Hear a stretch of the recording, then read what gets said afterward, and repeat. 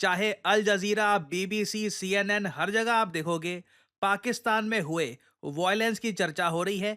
किसी आतंकवादी संगठन या फिर चाइना की मिलिट्री, कुछ ऐसा नहीं हुआ यहाँ पर कि किसी ग्रुप ने कुछ किया है। आम लोग जो पाकिस्तान में आम सिविलियंस हैं, शिया सुन्नी, आपस में इनके बीच में इस हद तक वॉयलेंस हुआ, सिविलियंस ने सिविलियंस को इस हद तक मार दिया कि पहले तो 3 दिन तक वॉयलेंस चलता रहा। लोगों ने देखा कि मृतकों का आंकड़ा 82 तक पहुंच गया है, जो अपने आप में बहुत ज्यादा है। फिर और रिपोर्ट सामने आई कि वॉयलेंस बढ़ता ही जा रहा है, और लोग एक्चुअली देख के हैरान थे कि आम लोग आज के समय 2024 में सेम रिलीजन के आपस में इतनी ज्यादा वॉयलेंस कर सकते हैं कि 300 फैमिलीज को रिलोकेट करना पड़े। और मृतकों का आंकड़ा अब जाके बताया जा रहा है 150 के ऊपर पहुंच चुका है। 150 people have been killed. Massive rise हुआ है पाकिस्तान में शिया सुन्नी क्लैशेस को लेकर। ऑब्वियसली ये बहुत अनफॉर्चुनेट है। स्थिति अभी भी देखिए पाकिस्तान में कंट्रोल में आई नहीं है। और जो ये नंबर है ना 150 मृतकों का, कोई बड़ी बात नहीं है। ये नंबर स्पाइक भी कर जाए इन द फ्यूचर, क्योंकि अभी भी बहुत सारे लोग हैं वो अननोन से हैं, उनकी लाशें भी नहीं मिली है। और इस वीडियो में हम बात करेंगे कि आखिर यहाँ पे हुआ क्या है, और पाकिस्तान में जो ये सेक्टेरियन डिवाइड है इसकी हिस्ट्री कितनी पुरानी है। नाउ फर्स्ट ऑफ ऑल यहाँ पे आप देख पाओगे ये है पाकिस्तान। पाकिस्तान की आबादी 24 करोड़ के आसपास है। इस आबादी का 97% लोग, जो लोग यहाँ पे ये इस्लाम फेथ को फॉलो करते हैं। और उस 97% में से अराउंड 80 टू 85% ये सुन्नी मुस्लिम्स हैं।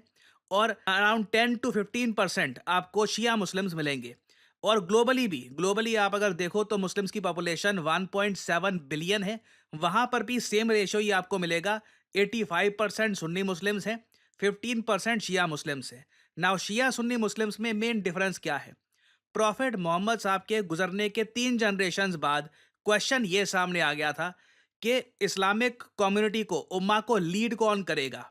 वहां पर सुन्नी मुस्लिम्स ने यह कहा कि जो भी एक अच्छा लीडर सामने आता है, जो भी आप कह लीजिए जो रैंक्स में उठ के सामने आता है, वो लीड करेगा। जो शिया मुस्लिम्स हैं उनका ये मानना था कि जो कैलिफेट है, जो मेन लीड करेगा मुस्लिम कम्युनिटी को, वो हमेशा प्रॉफिट मोहम्मद की फैमिली से ही होना चाहिए। तो यही मेन डिविजन्स है शिया और सुन्नी के बीच में। और ये डिवीजन कई सदियों से चलता आ रहा है। और दुनिया भर में देखो आप, अगर शिया सुन्नी के बीच में वॉयलेंस काफ़ी हुआ है। आप अगर देखें तो इराक में काफ़ी बार ये वॉयलेंस होता है, और पाकिस्तान में भी अगर हम देखें तो ये वॉयलेंस जब से पाकिस्तान बना है तब से हमने देखा है। इनिशियली वॉयलेंस लिमिटेड नंबर पे था 1960s 70s के आसपास, मगर 1980s के बाद से हमने देखा है कि ये वायलेंस बहुत ज़्यादा बढ़ चुका है। फॉर एग्जाम्पल अगर हम पाकिस्तान का एक सर्टन टाइम देखें, 1987 से लेकर 2007 तक का टाइम, बहुत ज़्यादा मुश्किल समय था ये पाकिस्तान की शिया कम्युनिटी के लिए। आप समझ सकते हैं, नंबर्स में शिया कम्युनिटी बहुत कम, ये 10-15%। सुन्नी जो मुसलमान हैं वो ओवरऑल 97% के अराउंड 80-85% के आसपास है। तो जब भी वायलेंस होता है तो ज़्यादातर जो शिया मुस्लिम्स हैं वो मारे जाते हैं।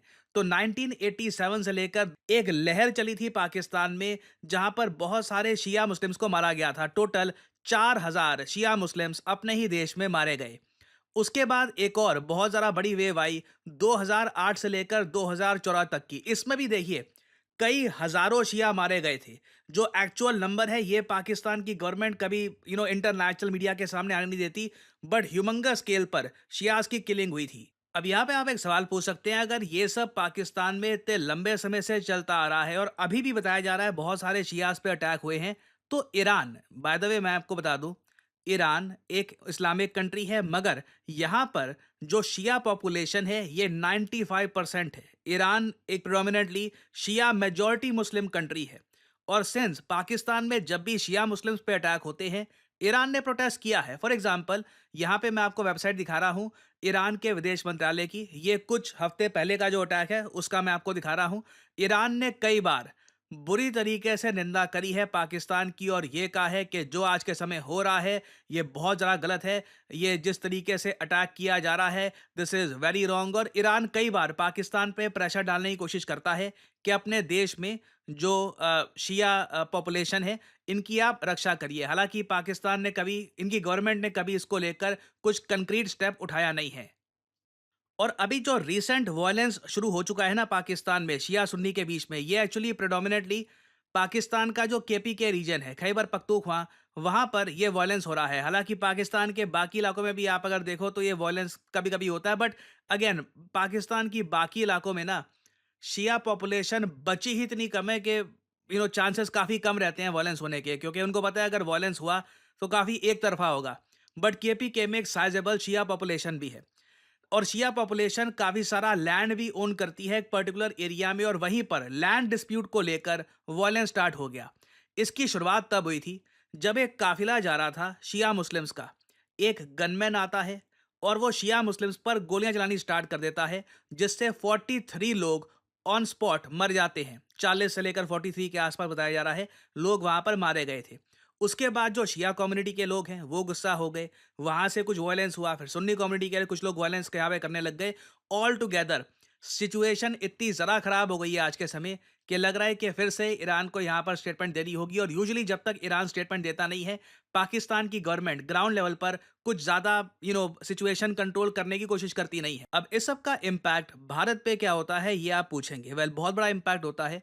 देखो, पाकिस्तान में कई जगह शिया कम्युनिटी पे इतने अटैक हुए हैं ना कि कई जगह जहां पर हिस्टोरिकली शिया लोग मेजॉरिटी में हुआ करते थे, अब वो मिनॉरिटी में हो चुके हैं, क्योंकि कई शिया कम्युनिटी ने अपनी जो लोकेशन है छोड़ दी है। वो बाकी शिया कम्युनिटी के साथ इकट्ठा रहते हैं ताकि कल को अगर कुछ अटैक होता है तो उसको वो झेल पाएं। और रिसेंटली हमने ये देखा कि गिलगिट बाल्टिस्तान आपको पता होगा, जो पाकिस्तान ऑक्यूपाइड कश्मीर का ये रीजन है, इसको पाकिस्तान कहता है बाल्टिस्तान। यहां पर एक टाइम पर शिया मुसलमान मेजॉरिटी में हुआ करते थे। This is very interesting. मगर पाकिस्तान की पॉलिसीज की वजह से, स्पेशली इनकी गवर्नमेंट की पॉलिसीज की वजह से, पीओके के जो ओवरऑल रिलीजियस डेमोग्राफिक्स हैं चेंज ऐसे हुए हैं कि आज के समय जो शिया मेजॉरिटी थी यहाँ पर, ये मिनॉरिटी बन चुकी है गिलगिट बाल्टिस्तान में। And this directly impacts India, क्योंकि जैसे आप लोग जानते हैं एक ना एक दिन ये हिस्सा वापस इंडिया में मर्ज होगा। तो आई थिंक ये जो इशू आज के समय पाकिस्तान में है, जिस तरीके से यहाँ पर शिया कम्युनिटी पे अटैक्स हो रहे हैं, ये इशू ईरान के साथ साथ इंडिया को भी रेस करना चाहिए। क्योंकि अनलेस ऐसा होगा नहीं, पाकिस्तान में लगता नहीं है कि जो ये मिनॉरिटी बची है विद इन रिलीजन, ये सरवाइव कर पाएगी over a longer period of time. ऐसा लग रहा है कि इनकी आबादी लगातार काफ़ी सारे रीजन्स में श्रिंक ही होती रहेगी, जिस तरीके से गिलगिट बाल्टिस्तान में हुई है। तो इस टॉपिक पे यहाँ पे मैं जानना चाहूंगा आपका opinion. Should India raise this issue with Pakistan और नॉट? लिखिएगा इसके बारे में कमेंट सेक्शन में, मैं जानना चाहूंगा आपका ओपिनियन। और फाइनली आपसे पूछूंगा एक काफी इंटरेस्टिंग क्वेश्चन, देखते हैं कितने लोग इसका अटेम्प्ट कर पाएंगे, आंसर कर पाएंगे कमेंट सेक्शन में। अरुणाचल प्रदेश आपको पता होगा, बहुत ही हमारी इंपॉर्टेंट स्टेट है, न्यूज में रहती है चाइना की वजह से। चाइना काफी बार क्लेम करता है स्टेट को। तो इंडिया आज के समय अरुणाचल प्रदेश में बहुत सारे इंटरनेशनल इवेंट्स करवा रहा है। उनमें से एक है इंटरनेशनल थिएटर फेस्टिवल, अरुणाचल रंग महोत्सव 2024। बड़े स्केल पर भारत सरकार इसको प्रमोट कर रही है और एक बहुत ही फेमस एक्टर को ब्रांड एम्बेसडर बनाया गया है अरुणाचल रंग महोत्सव 2024 का। आपको बताना है कि वो फेमस एक्टर कौन है। आजकल काफी चर्चा में है, ये काफी न्यूज में है। ये है यहाँ पे आपकी ऑप्शंस: शाहरुख खान, पंकज त्रिपाठी, सलमान खान या कार्तिक